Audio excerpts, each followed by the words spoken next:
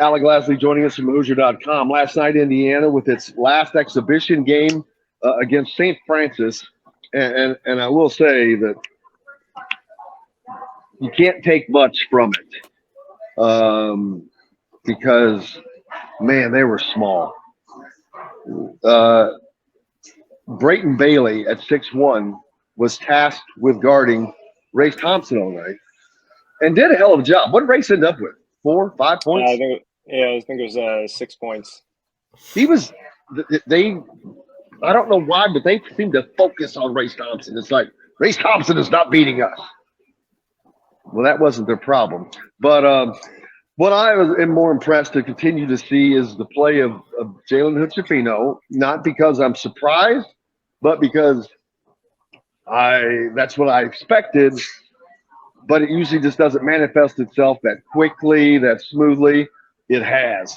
He is showing everything already. He is showing how well he handles the ball, how well he sees the floor, how well he facilitates, that he can get to the basket, and that he can shoot the ball himself. So that is what one of the things Indiana has just simply been missing. Yeah, well, absolutely. And I think the biggest thing is that I don't think anyone expected it to be right away. And he's gone out and showed that he's probably going to be doing that pretty much every single game. And the biggest thing there with Indiana is they needed that in the backcourt. That's what they were missing last year. And to pair him with Xavier Johnson, who's going to obviously find his groove and his rhythm here as we get the season started. But I think Stella got her groove back. Why not Race? Yeah, well, I think the biggest thing though with Jalen Hood-Schifino and Malik Renew is those are two guys that have shown now that they're going to be consistent contributors every single game. And like you said, you can't take a lot away from these two exhibitions. Not only consistent contributors, but leaders. I mean, these guys have been up there at the top statistical leaders in both games, which I know Trace didn't play the first game. Yeah, and again, going up against Carolina, going up against Kansas, going up against Arizona, right there, they're going to go through their freshman struggles, but consistently they're going to find ways to always be probably 2 out of the top 4 or 5 players on this roster at any given moment. And that's, if you look at that as 2 freshmen, that's exactly what you need, and that's exactly what this team needed with them coming in. And we've talked about it numerous times, but just the fact of how college ready they were.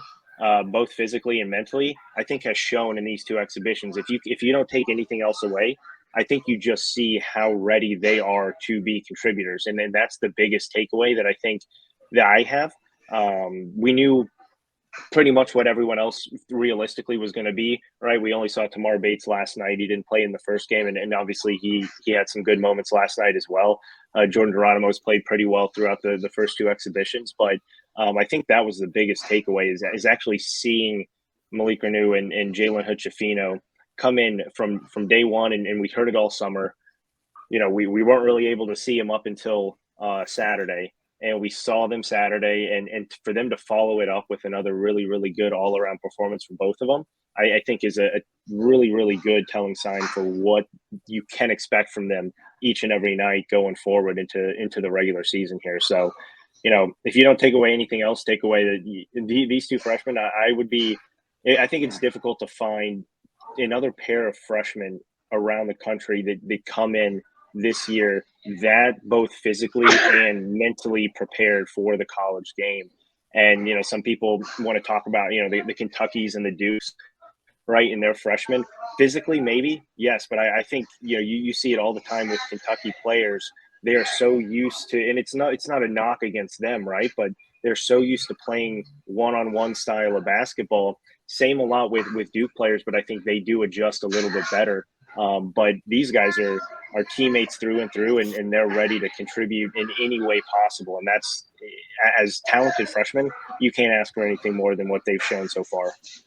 I agree. I think that there's no better freshman front and backcourt combo than those 2 in America, without question, Dustin. Well, one of the things I was going to say is that, and I know we can't take too much away from these first 2 games, but the thing I think you are optimistic about if you're an Indiana fan after these first 2 exhibition games is the first night you saw Race Thompson go 3 for 4, CJ Gunn go 2 for 3. Those two guys didn't shoot the ball particularly well last night, but you have Miller Kopp and you have Jalen Hood-Schifino go combined 5 for 5 from behind the 3-point line. So I don't know where the 3-point shooting stands as for a team, but the nice thing is you have it seems like Indiana has multiple guys now on the roster who can step in and hit big shots. That's not to say that these guys are going to be a key part of the rotation every single night. Particularly, Jim already talked about maybe CJ Gunn's a guy who plays maybe 6 to 8 minutes per game or something along those lines. But the fact that you have those guys on the that's not going to happen when we get to. Okay. I'll tell you. I'm going to give you my list once we get there later. Okay. But anyway, somebody who can step in at any point. Indiana just has more options, at least right now, through the first 2 games that can hit big shots, and I think that's something they've lacked for, seems like a decade. Not just big shots, Dustin, but guys they can put in that is not this big drop off. Last year, Alec, right. when and I don't know if I don't see this massive 5-man substitution thing happening once we get to big time play.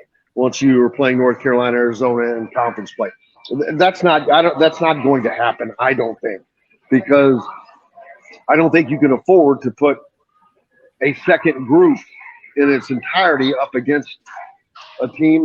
Situational, depends on what's happening out there. You can't put that up against another team's starters, but they have the ability now to bring any of those guys in at a time and mix them in. I think that they can all mix in at any time and play. And there are so many different combinations that Mike is going to have this year that he simply did not have last year. Yeah, no, absolutely. I mean, I think everyone can kind of look at the bench right now and pick out the top 4, regardless of what Logan Duncombe showed in the first exhibition, right? I mean, you look at it and it's in some sort of order, Tamar Bates, Jordan Geronimo, Trey Galloway, and Malik Renew. I think that's a pretty confident in that kind of answer of knowing who those first 4 are pretty much going to be off the bench. And then you get into that kind of 5th guy, right? Because, Mike Woodson is he can say he's going to play 9 guys. He can say he's going to play 8 guys. There are going to be 10 guys who see the floor in every game, I would expect this season. And so I think you're going to see a lot of mixtures of that kind of, 9th and 10th, and even potentially 11th guy, depending on foul trouble and everything, right? But, when you look at the back end of that rotation, I think that's the biggest question that comes from, these 2 exhibitions, and what's going to come from the first, week and a half of play is really kind of rounding out that back half of the rotation, because those first 4 guys off the bench, are probably one of the most talented groups of 4 players coming off of the bench, especially in the Big Ten. And so now you just need to, round out whether that's an extra 5, whether that's CJ Gunn as a shooter, whether that's Caleb Banks as kind of a versatile defender, whatever that may be. I think you're going to see that change from time to time and game to game. But I think you now have the confidence that you go into every single game knowing you have 4 studs coming off the bench, and you have 4 guys who you have a lot of confidence in, and you have a lot of versatility in, right? That's the biggest thing that Indiana's not had over the last decade, is different guys off of the bench that you can plug into different roles.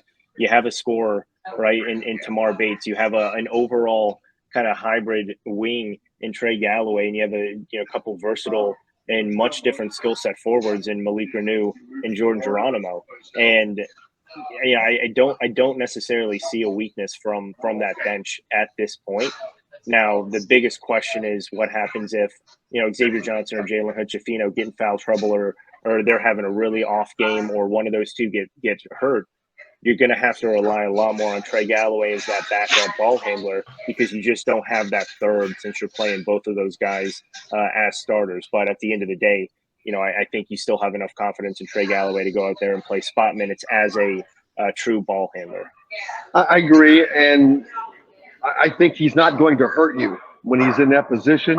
He's just not going to give you what even Xavier gives you with his ability to get to the basket, his ability to facilitate, and especially Jalen Hood-Schifino's ability. He's a triple threat where he can shoot the 3, get to the basket, or facilitate.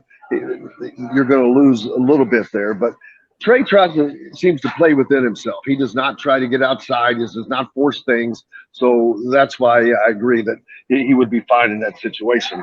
I wonder, in these first two games, we've looked at Xavier's numbers, and is he competing with Jalen Hood-Schifino too much?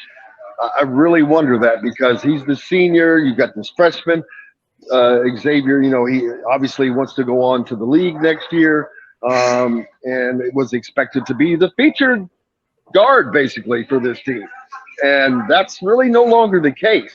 And it is quickly becoming the opposite case as Jalen Hood-Schifino continues to put up solid numbers and solid play.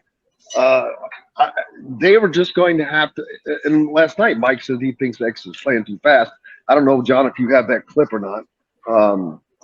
If you did, no, we could play it. Okay. Well, we'll get to that later. But he's the only. Everybody else was. The team as a whole shot 65% last night, and if you took X out of that, they're over 75%, which is just crazy stupid. Field goal percentage. Now I will say that I counted because I went back and counted in the first half. 13 of their 25 shots were dunks or layups. So that certainly helps with that. And again, you have to look at, they were playing a team that it was like playing the Mighty Mites. You got Brayton Bailey at 6'1" guarding Race Thompson. So the huge size advantage. I don't know how much we can take off, but just watching them, watching the footwork of Malik Renault, watching his shots around the basket, that nice little soft 4-foot left-handed shot that he put in, his ability to make the moves to get to the basket, his footwork is amazing. They have to get better. And you said that you expect to see 10 guys. I think it's going to hover closer to 9.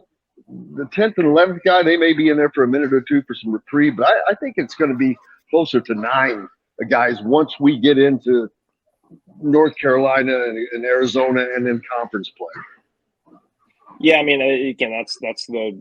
I just think you have your 4 guys off the bench, and that's 9 right there. So it's just about solidifying that kind of 10th or 11th player, because again, you're going to have guys who miss games this year. You're going to have guys who get in foul trouble, and you're going to need the back half of that to step up. So it's all about what Mike Woodson's basically said and reiterated last night again is when you have the minutes, just play your role and show me that you can take advantage of those minutes. And that doesn't have to be scoring. That doesn't have to be rebounding. That just has to be playing your specific role. And so it's going to be those spot minutes of Logan Duncombe and probably CJ Gunn that I expect this year of those 2 guys kind of competing for that 10th spot. And one game they may need a little bit more versatility on the wing and go with CJ Gunn for a little bit more. One time they're probably going to need some more size and a little bit more depth up front, and they're going to go with Logan Duncombe. At the end of the day, I don't think the 10th guy is going to make or break anything for this team. So you have a good core of 9 guys. But going back to the point guards, right? I mean, Xavier Johnson was phenomenal at the end of last year. He doesn't need to do exactly what he did at the end of last year because of what this team still has around him. Which is basically what Mike Woodson told him last night. Exactly. And that's what I was going to say is he just needs to be the solid point guard and not try to be the flashy point guard, which we've seen time and time again. And that's what makes him so good, though, is because you can have so many of those high highs, but you just need to eliminate some of those low lows that he's brought and just be a little bit more flatlined, which at the end of the day, I don't think is going to happen because that's not his game. He just needs to realize that he doesn't need to put everything on his back, which he did towards the back half of that deep end of the season run for Indiana.